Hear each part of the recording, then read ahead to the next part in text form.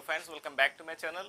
Friends, आज हम फिर से आपके लिए एक और नया पैसेज लेकर आए हुए हैं, हिंदी का पैसेज, और जिसे हम आपको ट्रांसलेट करना बताने वाले हैं। और फ्रेंड्स, आई बेट कि अगर आपने इन सभी वीडियोस को देख लिया, ट्रांसलेशन का जो सीरीज़ है, आपने अगर इन सभी वीडियोस को देख लिया तो आपका ट्रांसलेशन सच में बिल्कुल इम्प्रूव हो जाएगा। बट उसके पहले फ्रेंड्स, कम से कम आपका जो टेंस है वो एकदम अच्छे से क्लियर होना चाहिए। टेंस आपको आने चाहिए। और अगर आपको टेंसेस में कोई प्रॉब्लम है तो हमारा ये जो प्लेलिस्ट है टेंस का, वो अगर आप देख लेते हैं तो आपको टेंस में कोई भी डाउट नहीं रहेगा। तो चलिए फ्रेंड्स, हम देख लेते हैं हमारा ये जो पैसेज है। इसमें पहला सेंटेंस है कि किसी गांव में एक विधवा रहती थी। किसी गांव में एक विधवा रहती थी। जैसे कि अगर कोई भी स्टोरी रहती है उसका स्टार्टिंग इसी तरह से होता है। तो किसी गांव में एक विधवा रहती थी। सबसे पहले इसमें देखेंगे कि लास्ट में क्या आया हुआ है, थी, रहती थी। तो इसका मतलब ये पास्ट इंडेफिनिट का सेंटेंस है। था, ती थी, ते थे, या फिर आ था, ई थी, ए थे, ये सब जब आते हैं लास्ट में, पास्ट की जब बात होती है तो वो पास्ट इंडेफिनिट का है। तो सबसे पहले हम लिखेंगे कि एक विधवा रहती थी। इसमें सब्जेक्ट क्या है, एक विधवा। सब्जेक्ट पता करने का तरीका हमने आपको बताया है कि जब आप कौन लगा के क्वेश्चन करते हैं तो सब्जेक्ट मिल जाता है। तो या तो आप किसी गांव में की अंग्रेजी सबसे पहले लिख दें, या फिर आप डायरेक्ट इसमें सब्जेक्ट से स्टार्टिंग करेंगे। तो सब्जेक्ट इसमें एक विधवा यानी कि अ विडो। सबसे पहले यहाँ पे आप सब्जेक्ट लिखेंगे अ विडो। अब रहती थी तो इसके लिए आप लिव्ड का यूज कर सकते हैं। अ विडो लिव्ड। अब किसी गांव में, इन अ विलेज, या तो आप इस प्रकार से इसको बना सकते हैं, या फिर आप इसमें देयर का भी यूज कर सकते हैं, क्योंकि आपने देखा होगा कि मोस्टली जो स्टोरीज होती हैं वो देयर से स्टार्ट होती हैं। तो आप इसको ऐसे भी बना सकते हैं कि there lived a woman in a village. इस तरीके से भी आप इसको लिख सकते हैं। तो अगर आप स्टार्टिंग करें किसी भी स्टोरी का तो ये बेटर रहेगा कि आप देयर से स्टार्ट करिए।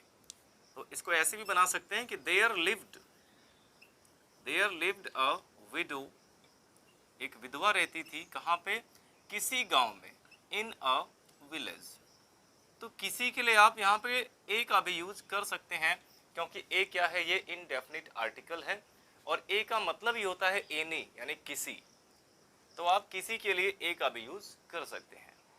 There lived a widow in a village. इसका मतलब हो गया कि एक गांव में एक विधवा रहती थी। अब इसके बाद है कि उसके दो लड़कियां विमला और कमला थी। तो सबसे पहले आपको बताना है कि उसके दो लड़कियां थी, और दो लड़कियां होने का मतलब दो बेटियां हैं। तो यहाँ पे आप गर्ल्स नहीं बल्कि डॉटर्स का यूज करेंगे। तो उसके दो बेटियां थी, तो इसमें पोजीशन की बात हो रही है। अगर ये बताया जाए कि किसके कितने बेटे थे, कितनी बेटियां थी, कितने भाई हैं, कितने बहन हैं, तो वहां पे आप हैज, हैव या फिर हैड का यूज करते हैं। अब क्योंकि इसमें पास्ट की बात हो रही है तो यहाँ पे हैड का यूज करेंगे। तो उसके दो बेटियां थी, उसके के लिए यहाँ पे आप शी का यूज करेंगे। तो शी हैड टू डॉटर्स। उसके दो बेटियां थी, ये हो जाएगा शी हैड टू डॉटर्स। अब दोनों बेटियों का नाम क्या था, विमला और कमला। तो आप ऐसे यहाँ पे कॉमा लगा के लिख सकते हैं। यहाँ पे कॉमा लगा देंगे, फिर लिखेंगे विमला, विमला एंड कमला। तो अगर देखा जाए तो ये नाउन इन अपोजिशन की तरह लिखा गया है। शी हैड टू डॉटर्स, उसके दो बेटियां थी, विमला एंड कमला। और इसके बाद है कि विमला उसकी सगी बेटी थी। विमला उसकी सगी बेटी थी। अब इस सेंटेंस में कोई एक्शन नहीं हो रहा है। विमला उसकी सगी बेटी थी, इसमें कोई एक्शन नहीं हो रहा है, तो इसमें आप सीधे वॉज का यूज कर सकते हैं थी के लिए। तो कौन थी, विमला थी। तो सबसे पहले लिखेंगे विमला थी, यानी कि विमला वॉज, विमला वॉज। अब क्या थी, उसकी सगी बेटी। तो उसकी के लिए हो जाएगा हर, और सगी बेटी को हम कह सकते हैं ओन डॉटर, ओन डॉटर। तो Vimla was her own daughter, यानी कि विमला उसकी सगी बेटी थी। और कमला सौतेली। तो और के लिए आप एंड का यूज कर सकते हैं, and Kamala, and Kamala was, and Kamala was. अब सौतेली को कहते हैं स्टेप डॉटर। तो यहां पे लिख सकते हैं कि and Kamala was her step daughter.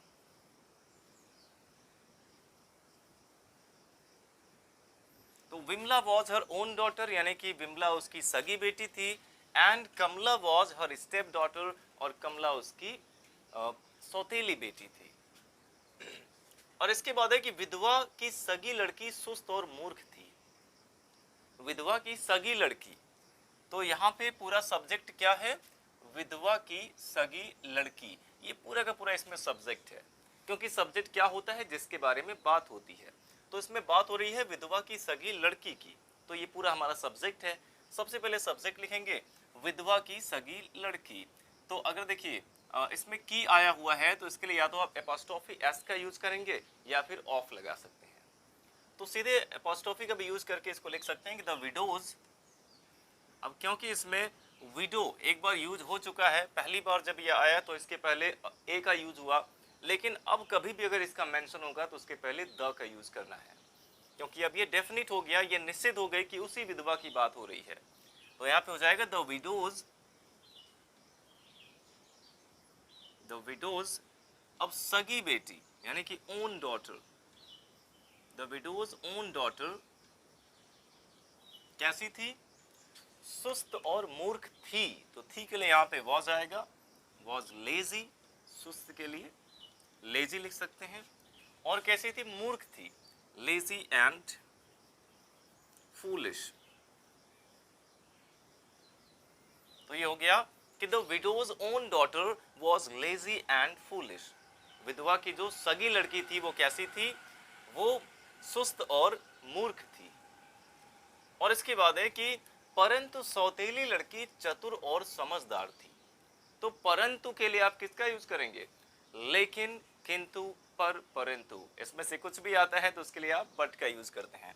तो यहां भी बट का यूज कर सकते हैं, बट। परंतु सौतेली बेटी यानी कि but her step daughter, but her step daughter. अब वो कैसी थी, चतुर और समझदार थी। तो यहां भी थी के लिए अब वॉज का यूज करेंगे, वॉज। चतुर के लिए क्लेवर लिख सकते हैं, क्लेवर एंड। और समझदार के लिए आप यहाँ पे इंटेलिजेंट वर्ड का यूज कर सकते हैं या फिर ब्राइट का यूज कर सकते हैं, क्लेवर एंड इंटेलिजेंट। तो यहाँ पे था कि विधवा की सगी लड़की सुस्त और मूर्ख थी। इन सभी, ये जो सेंटेंस है इसमें कोई एक्शन नहीं हो रहा है, केवल उसकी क्वालिटी इसमें बताई गई कि क्वालिटी या डिसक्वालिटी बताई गई कि वो कैसी थी। तो इसलिए इसमें सिंपली हम पास्ट की बात हो रही तो वॉज का यूज कर रहे हैं। तो हो गया कि द विडोज ओन डॉटर, विधवा की सगी बेटी, वॉज लेजी एंड फूलिश, यानी कि सुस्त और मूर्ख थी। बट हर स्टेप डॉटर, लेकिन उसकी सौतेली बेटी, वॉज क्लेवर एंड इंटेलिजेंट, यानी कि चतुर और समझदार थी। अब इसके बाद है कि उसकी सौतेली लड़की सदैव अपने काम में व्यस्त रहती थी। तो उसकी सौतेली लड़की यानी कि हर स्टेप डॉटर, तो इसमें सब्जेक्ट है हर स्टेप डॉटर, उसकी सौतेली बेटी। अब हमेशा, सदैव का मतलब है हमेशा, अपने काम में व्यस्त रहती थी। तो व्यस्त रहना, हमेशा कोई कैसा रहता था, ये अगर बताना हो तो उसमें भी आप सिंपली वॉज वर्ब का ही यूज करते हैं, या फिर अगर प्रेजेंट की बात हो रही है तो इज एम आर का यूज करते हैं। फॉर एग्जाम्पल, वह हमेशा दुखी रहती है, यानी कि शी इज ऑलवेज सैड। वह हमेशा दुखी रहती थी तो शी वॉज ऑलवेज सैड। तो यहाँ भी जो है सिंपली हमें is am are was verb का ही यूज करना होता है जब किसी का स्टेट बताते हैं कि वो किस कंडीशन में हमेशा रहता है। तो यहाँ पे है कि उसकी सौतेली लड़की हमेशा अपने काम में व्यस्त रहती थी, यानी कि her step daughter was always, सदैव के लिए ऑलवेज का यूज करते हैं। और अगर वर्ब टू बी आया होता है, यानी कि is am are was were आया होता है, तो उसके तुरंत बाद ऑलवेज का यूज किया जाता है। और अगर कोई एक्शन वर्ब होता है तो उस एक्शन वर्ब के पहले ऑलवेज का यूज होता है। तो यहाँ पे एक्शन वर्ब है नहीं, यहाँ पे वर्ब टू बी है, तो इसके बाद ऑलवेज आएगा। यानी कि her step daughter was always busy, हमेशा व्यस्त रहती थी। अब कहाँ व्यस्त रहती थी, अपने काम में, अपने काम में। तो बिजी के साथ जो है मे के लिए इन का यूज नहीं करते हैं, बिजी के साथ विद का यूज किया जाता है, विद हर वर्क, अपने काम में। तो ये आप याद रखेंगे कि बिजी के साथ विद का यूज होता है। तो वह हमेशा अपने काम में व्यस्त रहती थी और बहुत परिश्रम किया करती थी। तो यहाँ पे देखिए परिश्रम करना एक्शन वर्ब आया, और ये इसमें पास्ट की बात हो रही है तो पास्ट इंडेफिनिट का यूज करेंगे, यानी वर्ब की सेकंड फॉर्म, या फिर आप इसमें यूज टू का भी यूज कर सकते हैं। तो सिंपली आप पास्ट इंडेफिनिट का यूज यहाँ पे कर दीजिए कि एंड वर्कड, और कठिन परिश्रम और बहुत परिश्रम किया करती थी, एंड वर्कड वेरी हार्ड, और बहुत परिश्रम किया करती थी। अगला सेंटेंस इसमें है कि वह कठिन से कठिन काम प्रसन्नता पूर्वक करती थी। तो वह कठिन से कठिन काम करती थी, पहले इतना आपको बनाना है, यानी कि शी डिड, वह करती थी, या फिर शी यूज्ड टू डू, वह किया करती थी, शी यूज्ड टू डू, वह किया करती थी। अब कठिन से कठिन काम यानी कि हार्डर वर्क,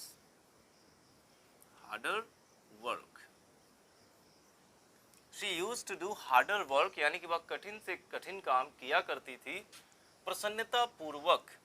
तो प्रसन्नता पूर्वक यहाँ पे क्या है, एक एडवर्ब है, तो इसके लिए आप चीयरफुली का यूज कर सकते हैं।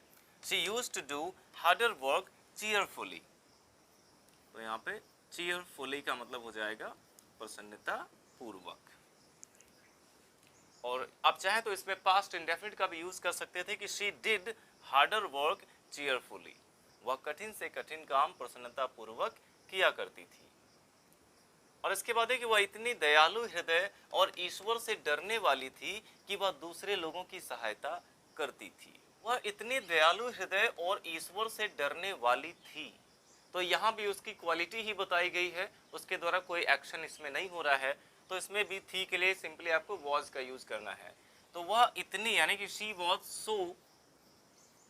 वॉज इतनी के लिए सो का यूज कर सकते हैं, शी वॉज सो। अब दयालु हृदय यानी कि काइंड हार्टेड, दयालु हृदय को क्या कहते हैं, kind hearted, she was so kind hearted, और कैसी थी, और ईश्वर से डरने वाली थी, एंड गॉड फियरिंग, ईश्वर से डरने वाली को हम क्या कह सकते हैं, God fearing. She was so kind hearted and God fearing, यानी कि वह इतने दयालु हृदय और ईश्वर से डरने वाली थी कि वह दूसरे लोगों की सहायता करती थी। तो की के लिए आप दैट का यूज करते हैं, तो यहाँ पे दैट लगा देंगे, दैट शी अब सहायता करती थी, तो यहाँ भी करती थी आ गया, तो वर्ब की सेकेंड फॉर्म लिखेंगे हेल्प्ड, यहाँ पे हो जाएगा दैट शी हेल्प्ड, कि वो सहायता करती थी दूसरे लोगों की, तो यहाँ पे हो जाएगा अदर पीपल, दूसरे लोगों की के लिए क्या हो जाएगा, अदर पीपल। तो she was so kind hearted, वो इतनी दयालु हृदय, एंड गॉड फियरिंग, और भगवान से डरने वाली थी, that she helped other people, कि वो अन्य लोगों की मदद करती थी।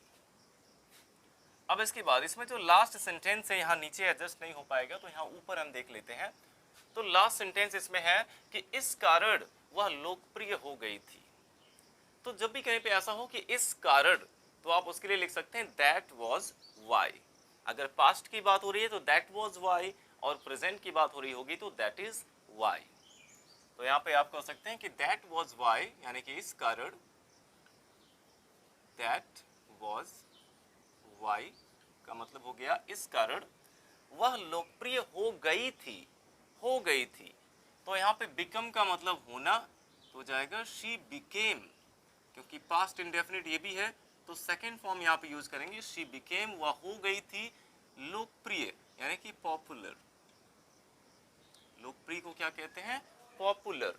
तो that was why she became popular, और इसी कारण वह लोकप्रिय हो गई थी, और लोग उसे प्रेम और स्नेह से देखते थे, और लोग उसे देखते थे। सबसे पहले इतना बनाना है, एंड पीपल, कौन देखता था, लोग देखते थे, तो सब्जेक्ट इसमें है पीपल, एंड पीपल देखते थे, इसमें भी थे आया तो पास्ट इंडेफिनिट, सेकेंड फॉर्म यहाँ पे लगाएंगे looked, and people looked at her, उसकी ओर देखते थे, और लोग उसकी ओर देखते थे। कैसे देखते थे?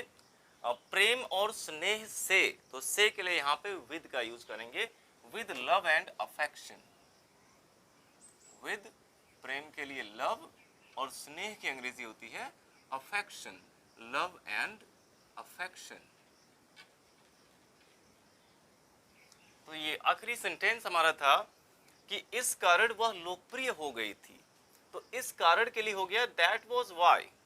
अब वह लोकप्रिय हो गई थी, ये भी पास्ट इंडेफिनिट का है, इसलिए यहाँ पे सेकंड फॉर्म आया बिकेम। बिकम मीन्स होना, सेकंड फॉर्म बिकेम हो गया।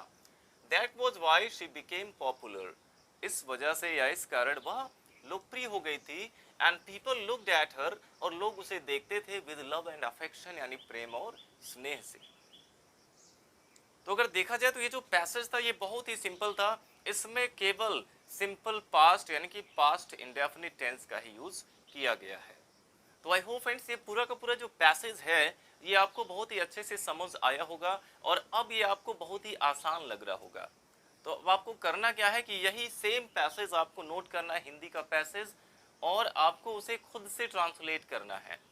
अगर उसमें कोई प्रॉब्लम आ रही है अभी भी तो आप मुझे कमेंट बॉक्स में पूछ सकते हैं।